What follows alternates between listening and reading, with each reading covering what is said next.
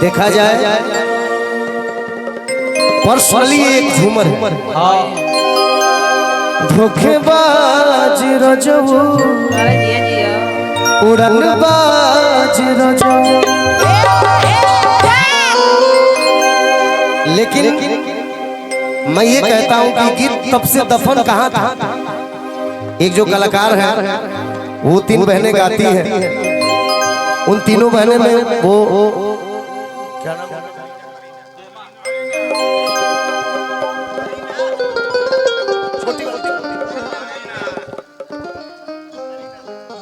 उसमें करीना ने गाया, करीना पांडे जी ने गाया इस गीत को, और ये गाना सब लोगों ने पसंद किया तो गीत उसी का माना जाए।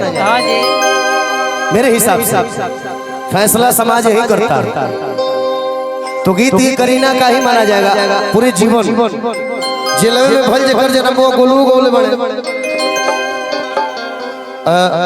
पिंटू लाल गोले बने हम गाते हैं तो हमने कहा है। तो जिसके मुंह से जो गाना वायरल हुआ उसी का है फाइनल। और दूसरी बात यही लोग का गाया हुआ है। साइकिल के टूटल बा अरे चैना, ये झूमर है। पेटीएम करो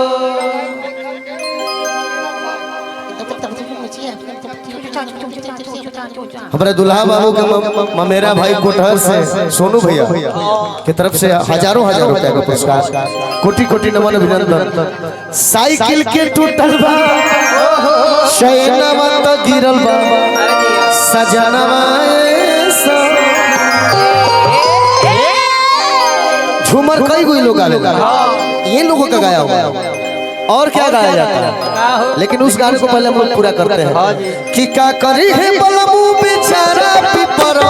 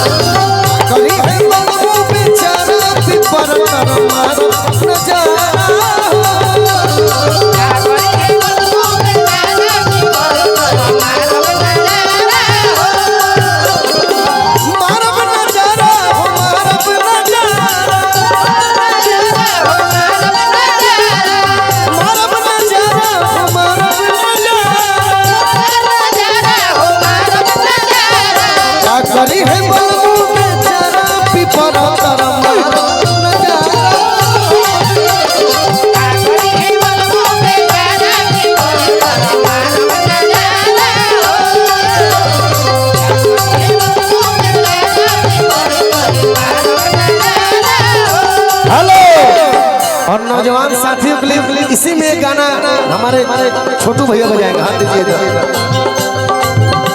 अंगड़ाइयां लेती हूँ जब जोर जोर से आह की आवाज आती हरोर से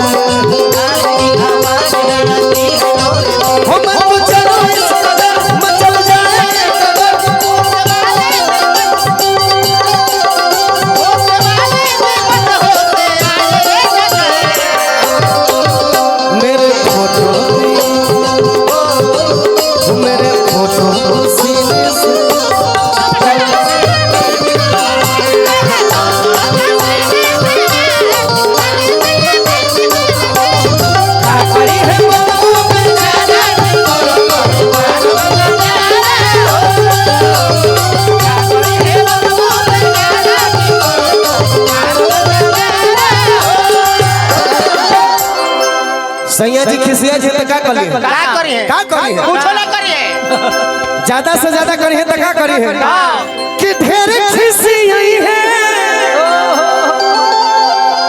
तो सिनेमा ना दिखाई है।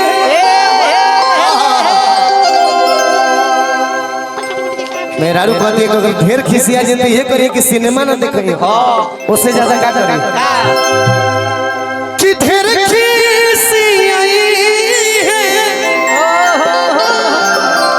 सिनेमा ना दिखाई है,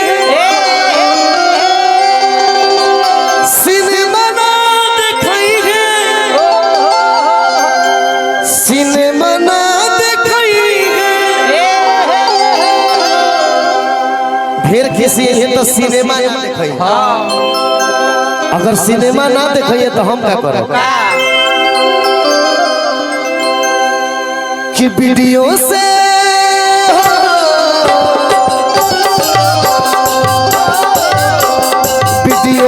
करब गुजारा पिपरा मारब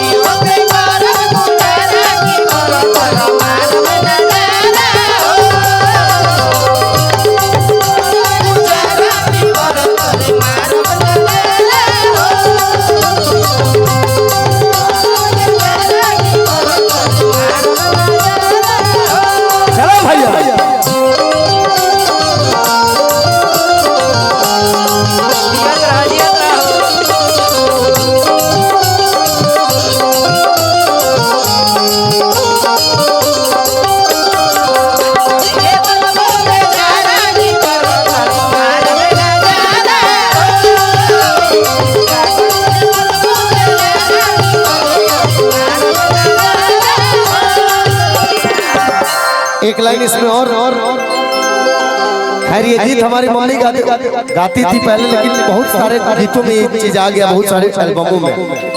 एक लाइन और इसका अच्छा लगता है कि ढेर खिसी आई है तो सुई ना दिवाई है,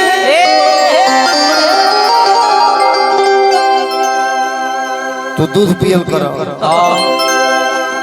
देह कमजोर बा। रामदेव बाबा के ढाबा में चल खाइल पियल कर टाइम से। का नाम है? नैना नाम है।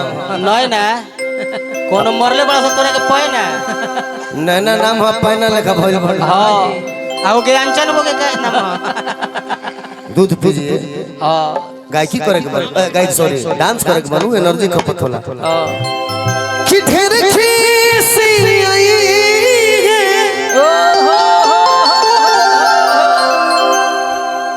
जब ढेर खिसी है तो हम बीमार पड़ब तो सुई ना दी डॉक्टर भी ना ले जाए ये नु करी है। हां लेकिन हम देवर पता नजारा मरबे कर। हां जी हाय हाय हाय कि ढेर खिसी आई है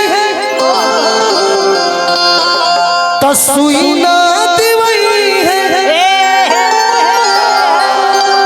आ सुई ना दिवे तो का करो कि टबलेट से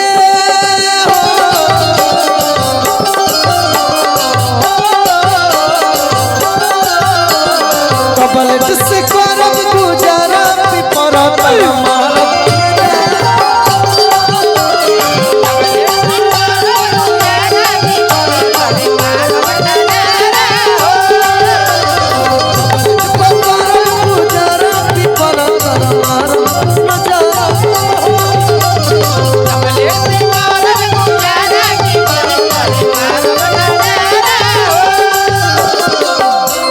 टबलेट पर करब गुजारा